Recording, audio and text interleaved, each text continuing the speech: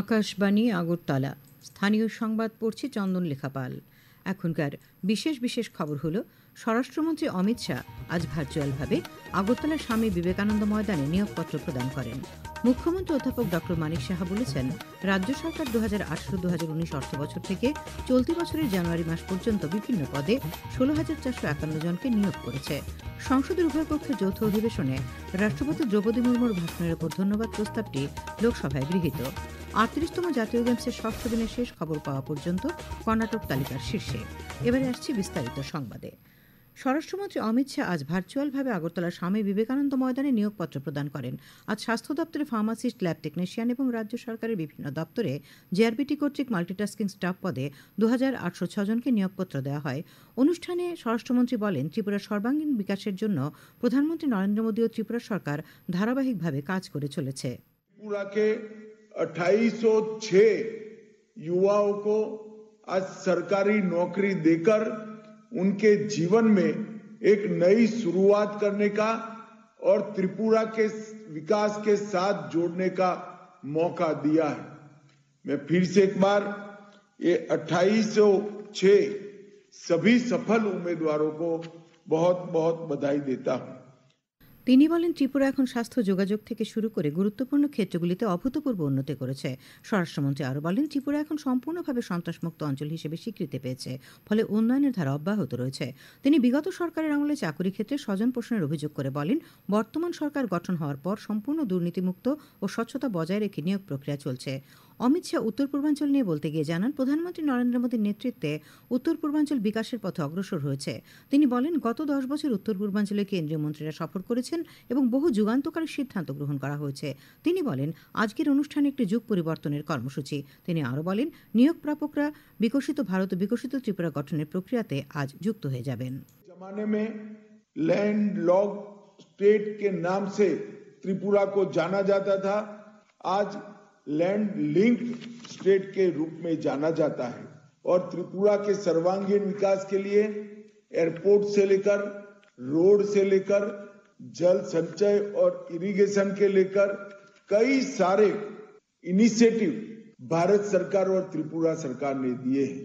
और सबसे बड़ा काम हुआ है, भारतीय जनता पार्टी की सरकार आने के बाद त्रिपुरा से भ्रष्टाचार और अशांति दोनों को मुक्त करने का काम हुआ है। অনুষ্ঠানে মুখ্যমন্ত্রী অধ্যাপক ড মানিক সাহা বলেছেন, রাজ্য সরকার 2018-2019 অর্থবছর থেকে চলতি বছরের জানুয়ারি মাস পর্যন্ত বিভিন্ন পদে 16,451 জনকে নিয়োগ করেছে। তাছাড়া বিভিন্ন আউটসোর্সিং এবং চুক্তিভিত্তিকভাবে এখনও পর্যন্ত 5,771 জনের কর্মসংস্থানের ব্যবস্থা করা হয়েছে।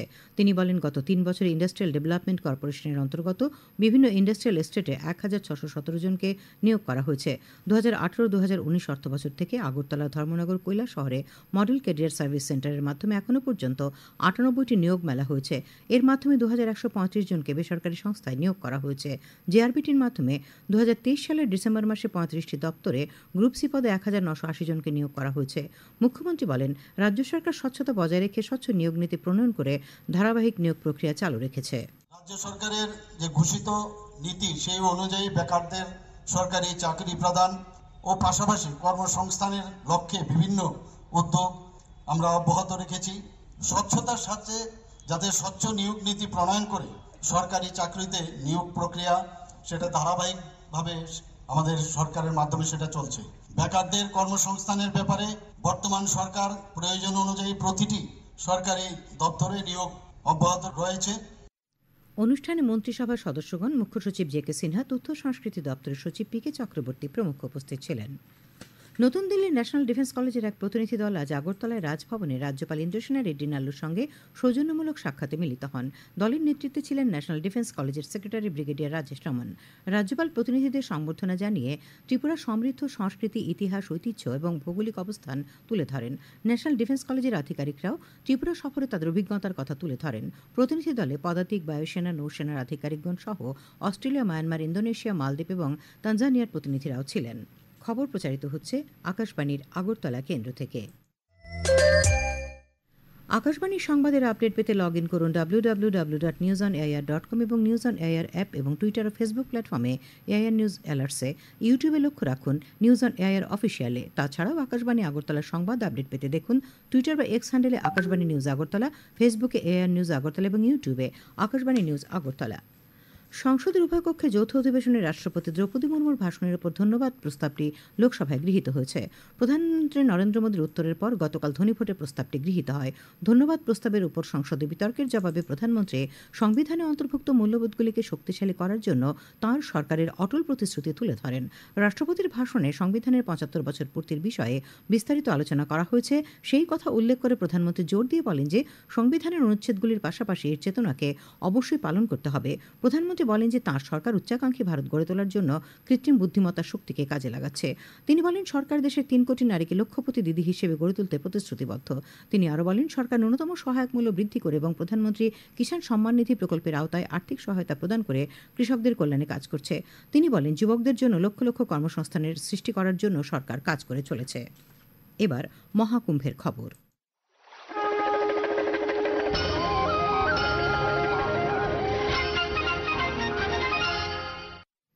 প্রধানমন্ত্রী নরেন্দ্র মোদী আজ প্রয়াগরাজের মহাকুম্ভে ত্রিবেণী সঙ্গমে পবিত্র স্নান করেন। সামাজিক মাধ্যমে তিনি বলেছেন সঙ্গমে স্নান হল ঐশ্বরিক সংযোগের একটি মুহূর্ত। প্রধানমন্ত্রী আশা প্রকাশ করেন যে মা গঙ্গা দেশবাসীকে শান্তি, জ্ঞান, সুস্বাস্থ্য এবং সম্প্রীতির আশীর্বাদ করবেন। প্রধানমন্ত্রী মোদী উত্তরপ্রদেশের মুখ্যমন্ত্রী যোগী আদিত্যনাথের সঙ্গে নৌকোয় করে ত্রিবেণী সঙ্গমে পৌঁছন। শ্রী মোদী ত্রিবেণী সঙ্গমে আরতি ও পুজো করেন।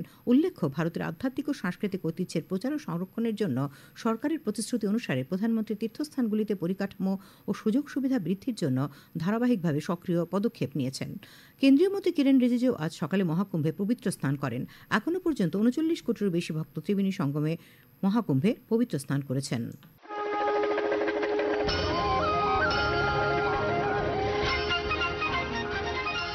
৭০ আসন বিশিষ্ট দিল্লি বিধানসভা নির্বাচনে বিকেল ৫টা পর্যন্ত প্রায় ৫৮% ভোট পড়েছে। আজ ৬৯৯ জন প্রার্থীর ভাগ্য নির্ধারিত হয়। ভোট গণনা হবে আগামী শনিবার। রাজ্যের মৎস্য চাষীদের নিয়ে একদিনের প্রশিক্ষণ শিবির ও মৎস্য সামগ্রী বিতরণ অনুষ্ঠান আজ আগরতলা লেম্বুছড়াস্থিত কলেজ অব ফিশারি কলেজ অডিটোরিয়ামে অনুষ্ঠিত হয়। কর্মশালার উদ্বোধন করেন Lucknow ICAR national bureau fish রিসার্চের অধিকর্তা ডক্টর উত্তম কুমার সরকার। তিনি বলেন এই সংস্থার প্রধান কাজ হচ্ছে দেশের বিভিন্ন জায়গায় সরকারি ও বেসরকারি প্রতিষ্ঠানের সঙ্গে যুক্ত হয়ে জলবায়ুর সঙ্গে সামঞ্জস্য রেখে জলজ সম্পদের উৎপাদন বৃদ্ধি করা।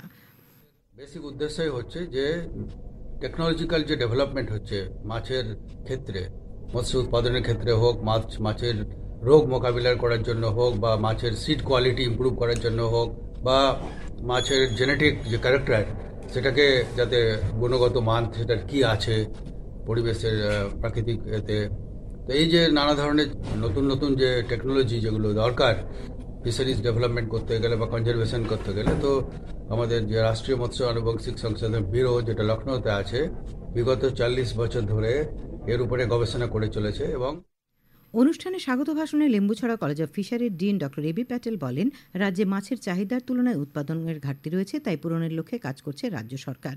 সেই লক্ষ্যেই কলেজ অব ফিশারি, আইসিআর এবং রাজ্য সরকার মিলিতভাবে কাজ করছে। আজ প্রশিক্ষণ শিবিরে ৩০০ জন মৎস্যচাষী উপস্থিত ছিলেন।